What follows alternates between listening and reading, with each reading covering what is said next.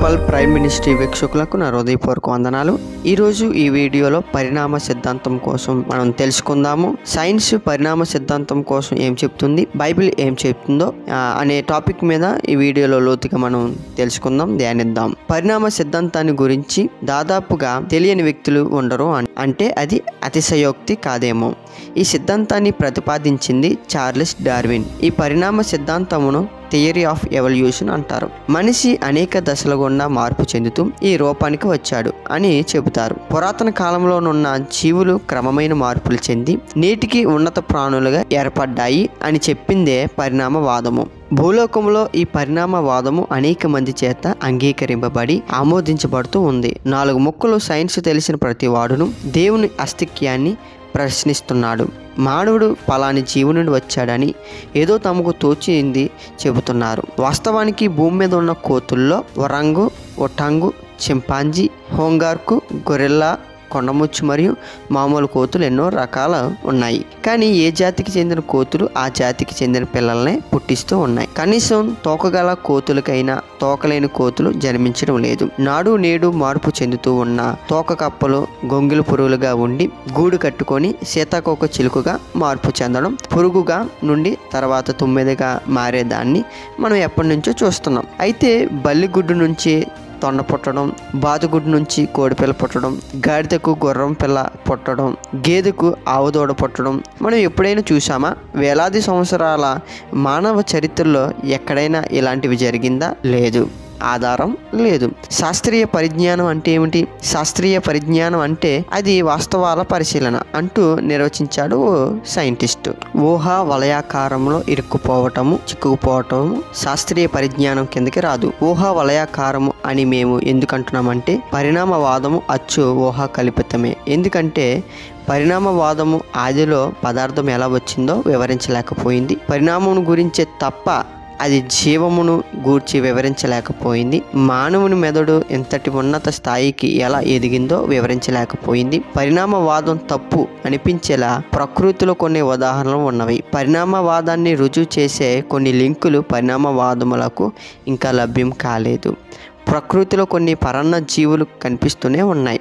ఆదిమ జన్యు పదార్థమును గురించి వివరించలేకపోవటం, ముఖ్యంగా పరిణామవాద సిద్ధాంతం శాస్త్రీయ నిదర్శనములతో ఇంకా రుజువు చేయబడలేదు. పరిణామవాదాన్ని నిక్కచ్చిగా నిరూపించడం సాధ్యం కాలేకపోయింది. వైరుధ్యాలకు అవకాశం కల్పిస్తూ సహేతుకంగా కనిపించకపోవటమును బట్టి ఈ ఎవల్యూషన్ థియరీ ఊహాజనితమేనని చెప్పుకోవచ్చు.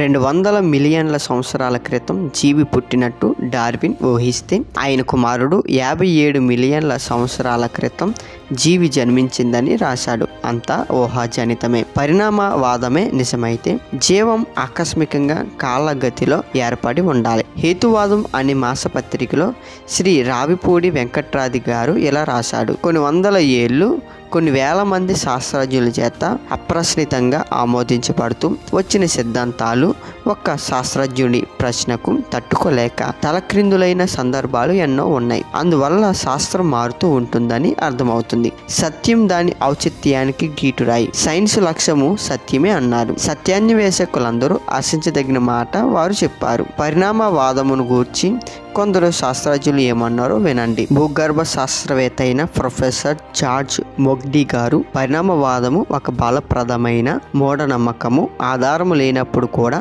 నమ్ముటే మూఢనమ్మకం అనబడుచున్నది. పరిణామవాద సిద్ధాంతం అంతయు వట్టి గాలి అన్నాడు. కెనడా భూగర్భ శాస్త్రవేత్త సర్ విలియం డాసన్ గారు మానవోత్పత్తిని గురించిన ఈ సిద్ధాంతము కేవలం ఈ యొక్క మితవాదము, దానికి రుజువు శూన్యం అని అన్నాడు. భౌతిక శాస్త్రవేత్త నోబెల్ బహుమతి గ్రహీత శ్రీ రాబర్ట్ మిల్డిన్ గారు ఇలా అన్నారు. పాపం మన శాస్త్రవేత్తలు పరిణామ సిద్ధాంతమును రుజువు చేయుటకై అవస్థలు పడుచున్నారు, కానీ అది ఎప్పటికీ సాధ్యం కాదు అని పరిణామవాదాన్ని కొట్టిపారేశాడు. విలియం జెన్నింగ్స్ గారు అమెరికా దేశంలో డార్విన్ పరిణామవాద సిద్ధాంత మూల సూత్రాలను తిరస్కరించి దేవుని గ్రంథములోని మాటలను ప్రబోధించి లక్షలాది యువకులలో సత్య చైతన్యాన్ని కలుగజేశాడు.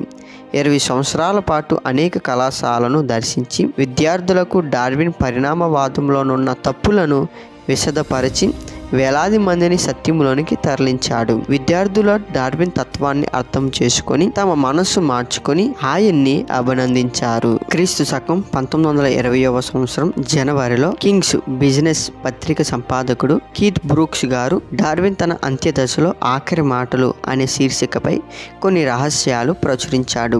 డార్విన్ తన జీవితాంత దశలో నిత్య జీవాన్ని అనగా రక్షణ పొందవలసిన అవసరతను గుర్తించి నేను ఏదో నాకు తోచిన సూత్రాలను సృష్టికి సంబంధించినవి భావాలను ప్రచురిస్తే ప్రజలు వాటిని సిద్ధాంతాలుగా చేసుకున్నారు. ప్రజల్ని పోగు చేసి యేసుక్రీస్తును గూర్చి వారికి బోధించండి అని తెలియజేశాడు. అసలు ఎవరి డార్విన్ అనే ప్రశ్న మనకు కలగక మానదు. చార్లెస్ డార్విన్ క్రైస్తవ విశ్వాసంలో చాలా నిష్ట గలవాడు. దేవుని కార్యముల యందు ఆసక్తి కలిగి యేసుక్రీస్తు యొక్క సేవకుడు.